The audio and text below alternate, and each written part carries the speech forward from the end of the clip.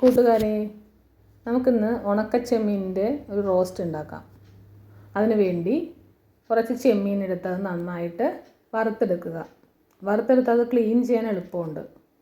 എന്നിട്ട് ചെറിയൊരു ഇടികല്ല് കൊണ്ടോ അല്ലെങ്കിൽ പേപ്പർ കൊണ്ടോ തന്നെ നന്നായിട്ട് ഞെരുക്കി അതിൻ്റെ തലയും വാലും എല്ലാം ക്ലീൻ എടുക്കുക. എന്നിട്ട് അത് ചെമ്മീൻ മാത്രം എടുത്ത് നന്നായി കഴുകി വൃത്തിയാക്കി എടുക്കണം. ഒരു പാനിൽ കുറച്ച് ഓയിൽ ഒഴിച്ച് അതിനകത്തേക്ക് സവാള കനം കുറഞ്ഞരിഞ്ഞത് ചേർക്കുക. അതിനുശേഷം അത് നന്നായി മൂത്തതിന് ശേഷം വേണം നമ്മൾ അടുത്ത ഇൻഗ്രീഡിയൻസ് എല്ലാം ആഡ് ചെയ്യാൻ.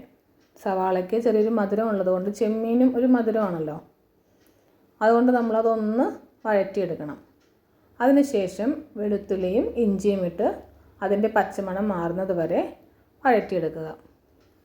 ചെമ്മീൻ നമ്മുടെ ശരീരത്തിന് വളരെയധികം ആവശ്യമുള്ള പല മിനറൽസും വൈറ്റമിൻസും തരുന്ന ഒരു ആഹാരമാണ് കേട്ടോ. ഒരുപാട് ആൻറ്റി ഓക്സിഡൻസ് ഉണ്ട്, ഒമേഗ 3 ഫാറ്റി ആസിഡ് ഉണ്ട്. പിന്നെ ഇത് ബ്ലഡ് ഷുഗറിനെ ഒരുപാട് കുറയ്ക്കുന്ന ഒരു ഭക്ഷണ പദാർത്ഥമാണ്.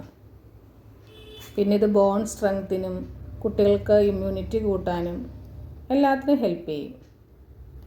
ഈ സവാള നന്നായി മൂത്ത് വന്നു കഴിയുമ്പോൾ സവാളയും ഇഞ്ചിയും വെളുത്തുള്ളിയും നമ്മൾ ഇട്ടിരുന്നു കേട്ടോ.